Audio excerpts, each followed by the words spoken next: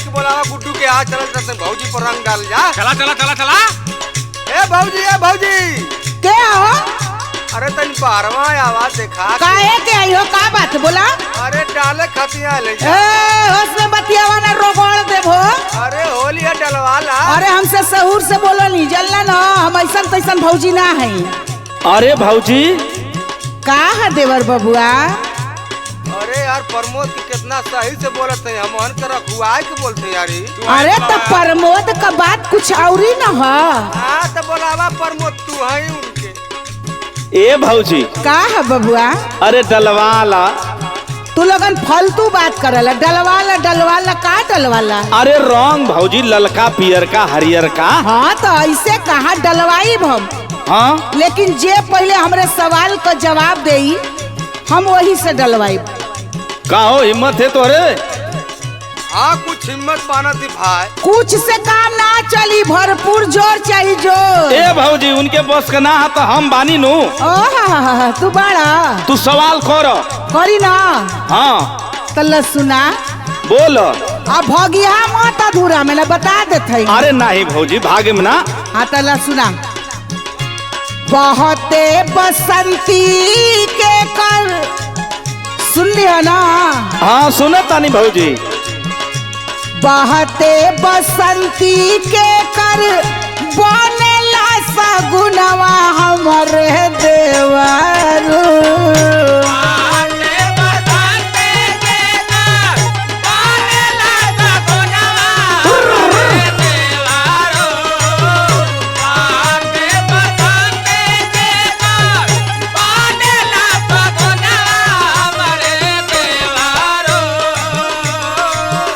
समझ में आवत है ना फेकनी के लौकुस के संतोष के? हाँ बोला तू लग दिमाग लगावा। बोला बोला भौजी। बहते बसंती के कर बनेला सगुनवा हमारे देवारू। कवन पेड़वा गम के लाफा गुनवा हमारे देवरू।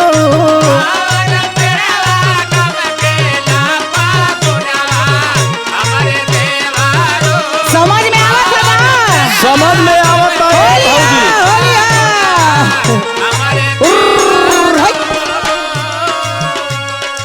अरे फेंकू। अरे यार हमार तो दिमाग ना काम कर। लगला फेंकू के बोलावे। अरे तोरे आवत है यार। ओ बताइयो मोटा का। हम हन की बस करना आते दिमाग लगाओ भाई तू। रुका दिमाग लगावत तानी। तो हुर्री बोलत या भौजी सवाल पूछ के। अरे बता दे बता तुरंत डाल जाई।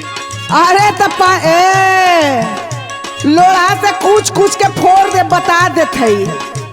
ए भौजी सुना सुना सुना सुना हाँ बोला सुना हम बताओ तानी तोरे सवाल का जवाब। हाँ बतावा। सही बताए तो डलवाइबू नु। पहले बतौला ना डलही के फेरे पड़ल हवा। अच्छा भौजी सुन। तो बोला। बहे बसंती माने देवरन का सगुनवा हमारी भौजी।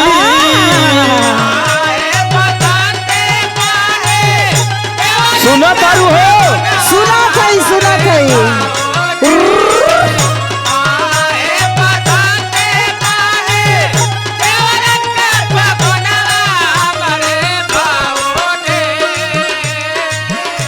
बहे बसंती बाने देवरन का सगुनवा हमारी भौजी। अमहवा पेड़वा गम के लाफा गुनवा हमारी भौजी। बुरा न मानो होली है।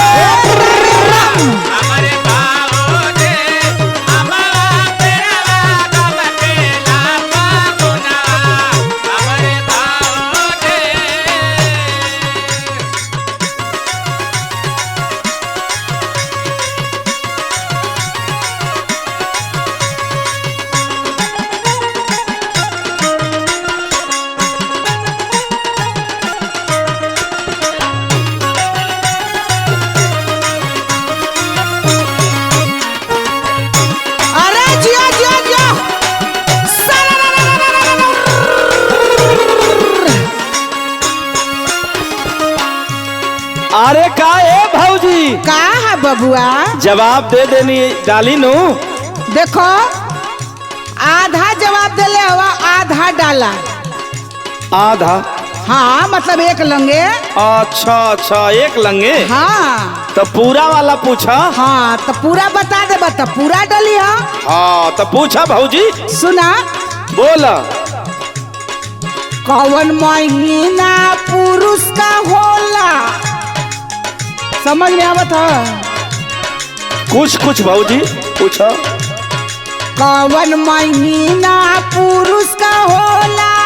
कौन महीना महिला हमारे देवारो? अरे दादा हो दादा, बड़ा टेक्निस बा हो।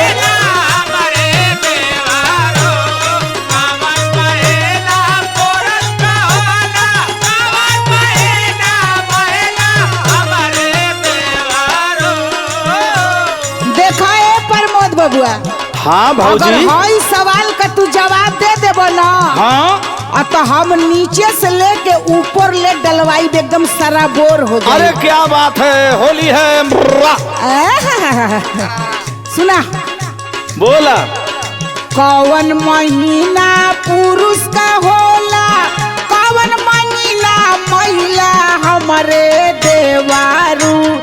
कौन सुहावन रतिया होला पहिला हमारे देवारू? बोला बोला। अरे बतावा तानी, बोला तानी रे भौजी। लगत ना डाल पैबा।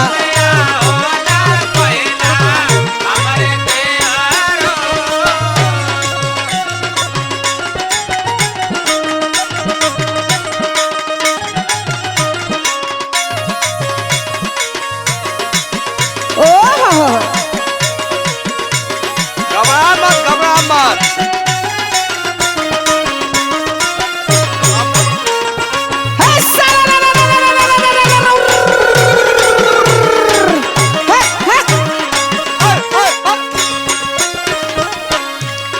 अरे प्रमोद, हाँ हो। भाई देखिया इज्जत तोरिया हाथ में है भाई। फंसना ना कैला कति कहन के तरे। अरे रुका भाई, तैसा सोचत हुआ। अच्छा छोछत हुआ तो छोछा। कौन महीना पुरुष का, कौन महीना महिला का यार? देखा मान सम्मान के बाद फसल पाई जाए। तो मेहरारू का हम जानी ला, लेकिन यार। अरे जा जा जा जा निकला लोग, हमारे द्वारे से भागा लोग, तू लोग ना डाल पैबा। जा लोग। वह महीने में हो। अच्छा अच्छा अच्छा अच्छा। ए भौजी सुना सुना सुना सुना। बताई है का? आई गल आई गल। अच्छा तो बतावा। सुना। फागुन महीना पुरुष का होला, फागुन महीना पुरुष का होला, सावन महीना महिला हमारी भौजी।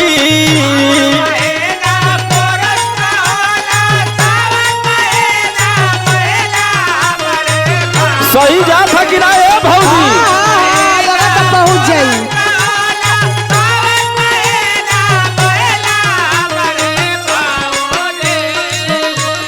फागुन महीना पुरुष का होला, सावन महीना महिला हमारी भौजी।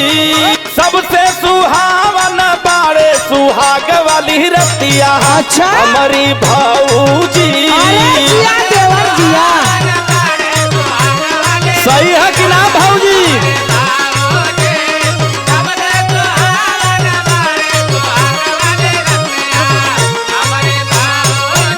अरे कौन पेड़वा गमकेला फागुनवा हमारे देवारू? अरे अमवा पेड़वा गमकेला फागुनवा हमारी भौजी। कौन सुहावन रतिया होला पहिला हमारे देवारू? अरे सबसे सुहावन बाड़े सुहाग वाली रतिया हमारी भौजी। अच्छा तो ऐसा है सुना। हाँ बड़ा देरी से हम बेचैने रहनी है, ये तो चटनी चटावत रहनी तो लोगन के। आओ आओ जल्दी जल्दी जल्दी जल्दी आवा लोग। बस ठंडैला लोग की ना हमार प्यारी भौजी बाड़ू। ए ठंडा भैला लोग ना चला निकला